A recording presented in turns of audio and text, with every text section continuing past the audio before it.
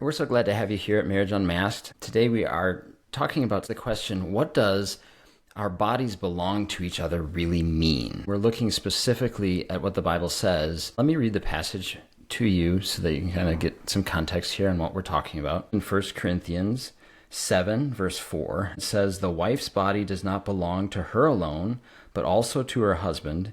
In the same way, the husband's body does not belong to him alone, but also to his wife." This has often been used and misused and abused. When a Bible passage is being misused, it's because somebody's taking that Bible passage and using it to control, to get something from someone else, or to manipulate things to their advantage.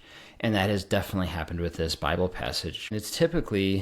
It's used against women to say, okay, you just need to have sex with your husband because your body doesn't belong to you alone. It also belongs to him. And not saying that sex isn't, of course, very important. We'll get into all of that. But that's not what this passage is trying to say. It is a misuse of this passage to use it to force either a husband or a wife to feel obligated and coerced to have sex with their spouse. So, yeah, often this passage does get used to pressure or to silence. And it can be confusing, right? It can lead you to ask yourself, whether you're a husband or the wife, does this mean I owe sex to my spouse no matter what? Or does this mean that my needs don't matter? Or what about emotional safety? What about trauma? There are things that come into play in marriage when we're talking about sex and we're talking about not being comfortable, being that vulnerable and opening your body in that way, that do matter. And I think sometimes this passage gets used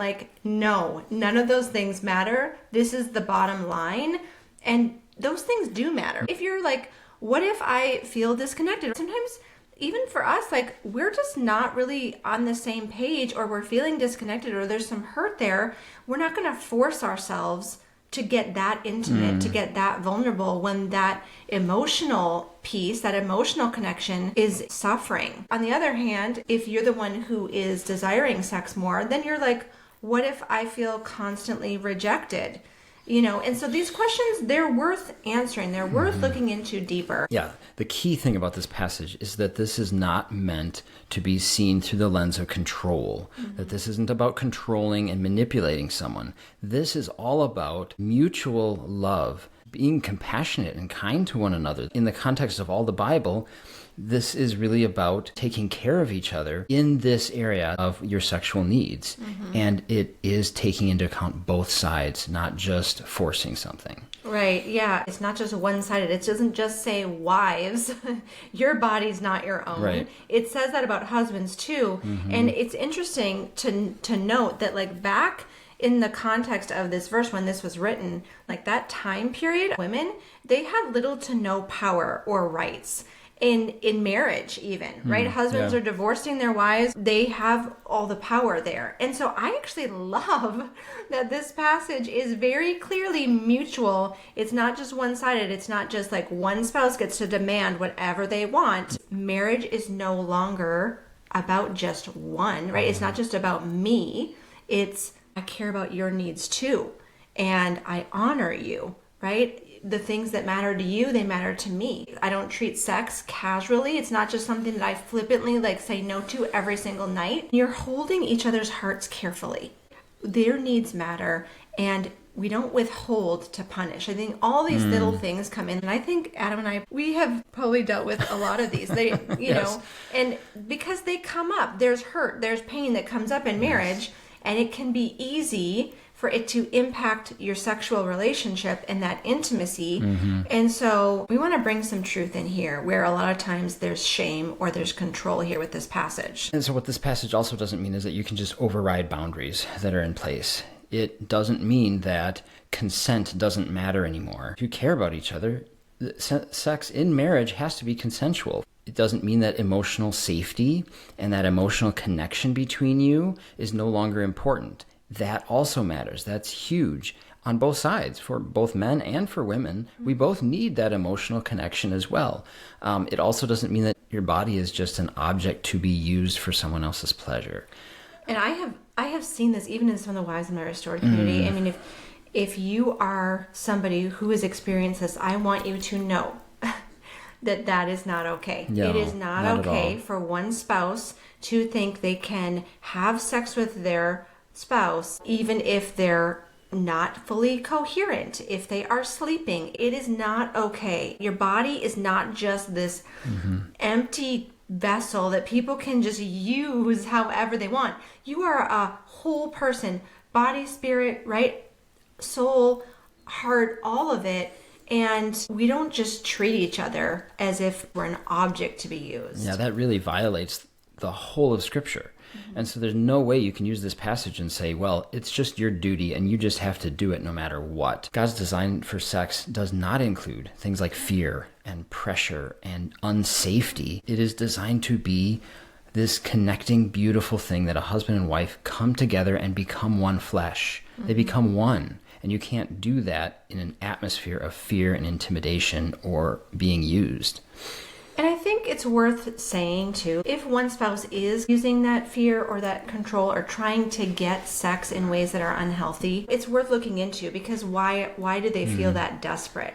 Why do they feel like they need to shame you or try to control you to have sex with them? That's something that's worth considering too. And I'm speaking from somebody who has wanted sex more than Adam at times. At times, yeah. And I get messages from women all the time that have a higher sex drive than their husband. And they feel really lonely in that and really rejected in that. And anybody, I think, who has a higher drive or who wants it more or who feels that rejection or feels alone in that or feels misunderstood in that need, I want you to know that need matters too. Just like, a lot of times women talk about they need, emotional safety. Well, yes, you absolutely do. And both need it. Husbands need emotional safety. Wives need emotional safety. At the same time, you also need this beautiful intimacy that God designed. Husbands need it. Wives need it. We actually do. Yeah. And I know a lot of times it's like, no, guys need it. Guys need it. It's all about the guys. But it's not just about the guys. And it's something that Adam said to me a couple days ago. He was talking about how husbands actually can bring women back into their bodies more. And I think that's true here. I think it's relatable to sex. Like, he can bring her back in touch with her pleasure and her sensuality and her body. And that's, I think, a lot of times why women are out of touch or maybe don't desire sex as much. Because a lot of wives are exhausted, right? They're touched out. I remember a time when it was like, I have 5 kids on me all the time. Like, I don't necessarily want that. Or I felt like it seemed like I didn't want that, right? Or I'm overwhelmed. A lot of wives are overwhelmed. They are feeling like their emotional needs are not being met. And so the last thing they want is to open themselves up more. But that actually might be done in a really loving way, in a way that really opens a woman up, where she feels held. She feels safe enough to open. I think as a woman, and as a man, we're going to be having stress all the time. Like, that can be an easy excuse. Like, oh, I'm just tired. I just feel overwhelmed. And those things do matter. They really do matter. But actually, sex and having a man provide that safety for you, where you want to open up, you feel relaxed to open up in his care, that can be actually a really nice stress reliever. And it can just be a really nice, pleasurable thing. You need pleasure as a woman or as a man. I want to really include both, because sometimes it's the man who has a lower desire and a woman feels so rejected and lonely in this too. So it's either way, it is so important, and it can be really connecting, even if, so there's that fine line, right? There's that fine line where it's like, okay, we are a little disconnected or whatever, but can sex actually bring you together? Can it open you up? Can it actually inspire that safety and that closeness? So it's a fine line, but we don't want to ever use a passage like this to guilt or to pressure and ignore somebody's needs as a whole person. Again, that body, soul, mind, all of that matters. We're not just a machine to be used. And so, your body's not your own and his body's not his own, so just use each other. That's just not the point. That's not the point at all. And for husbands, it is often a husband who does feel lonely, unwanted, or feels rejected in this area, and that matters too. But even a man, I think too often we stereotype men as if they're just like sex-craved maniacs or something, and they just want to release this, and it's just this carnal need. And there's a need there, definitely, and there is a need for release. probably on both sides, I would say. Yeah, most of the women are just out of touch with that. Yes, There yeah, is. that's true. It actually Right. feels fantastic to be Yes. enjoying yourself in sex. And just that so many women are out of touch with Right. that. And men can be out of touch with the emotional side of it. And the sex is something that a man needs emotionally as well, because it draws him in and makes him feel more emotionally close, connected, loved, seen by his wife, and that he really matters, that he's valuable and desired and wanted by her. He doesn't want sex to just be this act either. He needs all of those other things too. He also longs for that connection on that deeper level that can happen in sex that is more emotional and not just physical. I actually think this passage is talking about something that we talk about a lot. I think it's hitting into like self-protection. I really do. Because that's what we tend to do when we feel unsafe, whether it's a man or a woman. We tend to go into self-protection, like walls are up, no, you're not getting in, right? You're not getting through. And it calls us out of that self-protection and into this loving care, openness, giving and receiving of each other. We can't do that. We can't receive and give if the walls are up and we're closed off to each other. And so I actually think that's more of what this passage is talking about, is like, it's letting us know, like, it is important. If the walls are up, if you're in self-protection, there's healing needed, because God has more for us than just living with our walls up and feeling disconnected. He wants us to be receiving. He wants us to be giving and enjoying what that dynamic offers us in marriage. Yeah, and we went through a season in our marriage that was really difficult in the area of sex. It was difficult in a lot of areas, but this was a time where we were both very stressed, very busy, little kids. Cara was overwhelmed. She was dealing with a lot of things at home. I was tired from working long hours and things like that. We weren't really meeting each other's needs in this area. What would often happen is we would go like a month, maybe even a little bit longer than a month sometimes, before we would have sex again. And it wasn't a planned thing. It was very unintentional. We would wake up in the middle of the night and kind of find each other and have a little bit of passion, and then it would be kind of back to life as normal. It was a really sad time. I remember feeling really rejected because I felt like, why doesn't my husband want me? He doesn't even like make any effort in this area at all. Yeah. And you get these ideas in your head that a man is supposed to want sex all the time. And I was like, why doesn't my husband want me? Why doesn't he want this part of our marriage? Yeah. And so it was really painful for me. Yeah, and for me, in this time, Cara was more in her masculine, and she was more like controlling, and she had a lot of demands, and I felt like I was never good enough, and sex became another area where I just felt like I had to perform, and I had to perform better, and I had to do the right thing. I resented some of that pressure, and I didn't feel close with her. I felt small in the relationship. In many ways, I was still a victim to circumstances and telling myself this whole story. I didn't feel connected to her, and I didn't pursue her or want to go after a sexual connection with her as often. I think there's a physical component here as well, both for husbands and wives. The season you were in your life, how did that affect your I think body physically? that had a huge damper on my sexual drive, for sure, because I was not taking care of myself physically. So I was, waking up really early, often going to bed really late.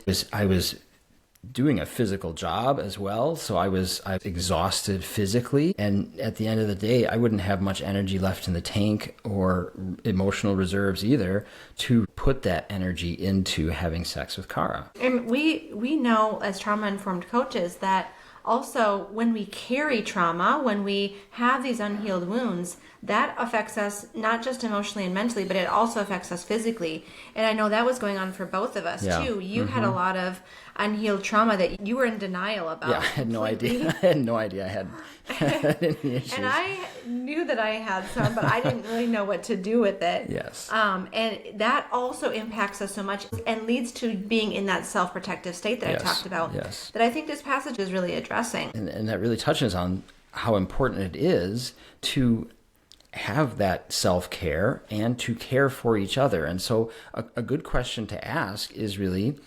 how do I care for myself so that this is a priority in my life? How do I care for my spouse? How do I care for my wife? How do I care for my husband and what they're going through, their emotions and their physical needs in a way that also prioritizes this sexual connection. There's a lot of ways that that can happen. Taking care of your emotional health. If I would have been journaling during those times, if I would have been going after healing and understanding myself better, my devotional life was often surface level. It was just checking a box. I'm just reading, I'm just praying. If I would have gone into a deeper relationship with God and had that deeper connection with Him, if I would have noticed like the things that Kara's going through, and if I would have taken some of the burden and the stress off of her, if I would have done more planning and taken an active role in her health, that would have been powerful. Getting enough sleep is so important. Eating the right foods. And we were pretty healthy as far as our diet. We were. Kara more so than me, definitely. But my diet wasn't completely off the rails either. But so all of this is at play because it's so important how you take care of your body. Like Kara said, we're body, soul, mind, we're spirit. These things matter and we have to take care of all of that. Self-care is so important, and then caring for each other is also so important as well. The thing is, most couples aren't actually fighting about sex. It might seem like you are. Why does your husband keep bringing this up, or why does your wife keep saying that? But you're actually fighting about what it means to each other personally, right? If I am bringing up something about sex with Adam, it's because I'm feeling something personally about it, right? Maybe to me it's, it means connection, and it means love and comfort and desire and reassurance. Yeah. And I really want that. I'm really craving that. And maybe to Adam, it's like pressure and fear and performance and obligation. And that story you tell, it really does matter so much. And I think a lot of times for couples, it's flipped, where the wife is feeling the pressure, the fear, the performance, the obligation. And maybe the husband is looking at sex as connection and love and comfort and desire. Yep. So it's important to understand, what does it mean to you personally? What is that word sex? Like when that comes up, what are you making that mean? What does that feel like to you?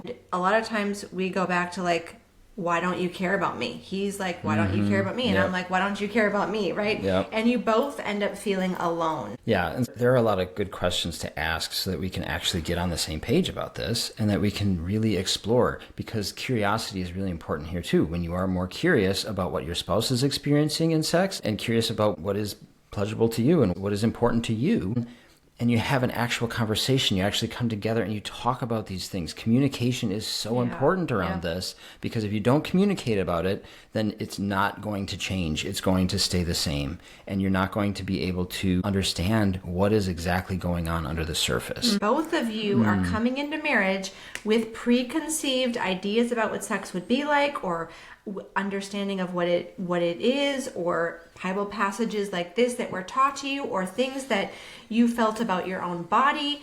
There might be shame, there might be, all kinds of things that are wrapped up in your heart around this topic of sex. And so, like Adam said, it is so important to talk about it, to get curious about what's going on for you, the stories that are there for you, the wounds that are there for you, and then share those and get curious with each other, because those things are what's impacting this part of your relationship. Yeah, so we want to give you a couple of practical questions to have a conversation about these things. And so we'll put these in the show notes again as well, so that you can look through them and use them in your relationship to have this conversation. One really good question to ask is, what does intimacy feel like for you emotionally? And get at that emotional component of it for each of you, that you both understand what that is. Another one is, what helps you feel safe, connected, and desired? That's really important. And then another one is, what is it that shuts you down? What closes you off sexually, where all of a sudden you feel unsafe and you don't want to participate anymore? That's important too. And that's connected to like asking what wounds or fears are affecting that connection. How can we move toward each other instead of against each other, and putting up those walls again, going to self-protection? And what would emotional and physical intimacy look like if it felt loving, right? If it didn't feel pressured, if you didn't feel obligated, but instead it felt loving and connecting, what would that look like for each of you? So the bottom line here is, let's learn to love each other and to enjoy this gift that God gave us and to really understand it and understand the experience that each one of us are bringing to the table. And the goal is oneness and not disconnection. God's best for us in this area is where you both are feeling seen and you're both feeling safe and you're both feeling loved and deeply cared for. And that's what this passage is about. It's about caring for each other and letting those walls come down, relaxing and healing so that you are open, right? That's the beauty of this, is like, what other connection is there? That oneness is unique to marriage. You don't you experience that any other way. And so we want you to actually experience it and to enjoy it and not have it be a sore point, because it absolutely can, right? Because it's so connecting, it's so special that it can really be painful. And if you guys have any questions about this, if you're really struggling, because I know, oh man, this can lead to a lot of pain in other areas of marriage as well when this part is off. Please reach out to us. We offer couples coaching, we offer individual coaching, and obviously we have our Restored Community for Wives. I run that, and then Adam runs the Refined Community for Men, where men are growing together and healing together, and women in my group are healing together. These are powerful places of support. You don't have to walk through this alone. That is confusing, it's isolating, it often leads to more pain. You can get the support that you need, and we'd love to hear if you have any questions, if you have any thoughts, send us an email. We'd love to hear from you. If this was helpful, send us an email. If you have a topic that you'd like us to cover, send us an email. And we'd love it if you'd rate and review the podcast. We'll see you next week.